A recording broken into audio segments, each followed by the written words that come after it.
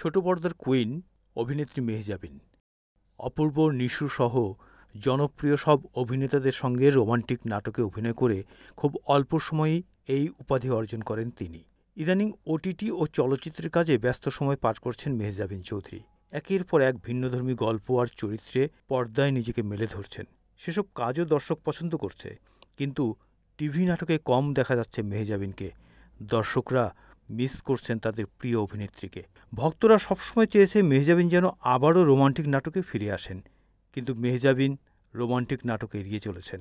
মেহজাবিন যেন আবারও ছোট পর্দায় নিয়মিত হন, সেই কারণে নেট মাধ্যমে এক দফা দাবি নিয়ে আন্দোলনে নামে ভক্তরা। বেশ কিছুদিন ধরেই সামাজিক যোগাযোগ মাধ্যমে একটি ফটো কার্ড শেয়ার হতে দেখা যায়, যাতে লেখা এক দফা এক দাবি, মেহজাবিন আপুকে রোমান্টিক নাটকে চাই। সপ্তাহখানেকেরও বেশি সময় ধরে এমন দাবি তুলে আসছেন তার ভক্তরা। অবশেষে ভক্তদের দাবি মেনে নেন রোমান্টিক কুইন মেহজাবিন। তিনি জানিয়েছেন, শিগগিরই ফিরবেন ছোট পর্দায় রোমান্টিক চরিত্রে। দর্শকদের প্রত্যাশা পূরণ করতেই তার রোমান্টিক নাটকে প্রত্যাবর্তন। নির্মাতা প্রবীর রায় চৌধুরীর বেস্ট ফ্রেন্ড 2.0 নাটকে অভিনয় করেই দর্শকদের দাবি পূরণ করবেন তিনি। তার বিপরীতে অভিনয় করবেন রোমান্টিক হিরো জোভান। 2018 সালে বেস্ট ফ্রেন্ড নাটকে প্রথমবার প্রবীর রায় চৌধুরীর সঙ্গে কাজ করেন মেহজাবিন। নাটকটি আলোচিত হয়েছিল।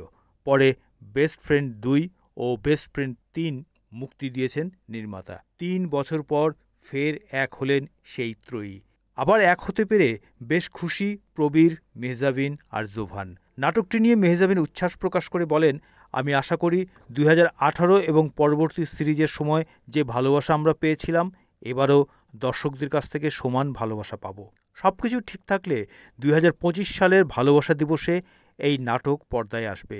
দর্শক আবারও রোমান্টিক রূপে দেখবেন তাদের প্রিয় রোমান্টিক কুইন মেহজাবিনকে। Desk news, NAN TV।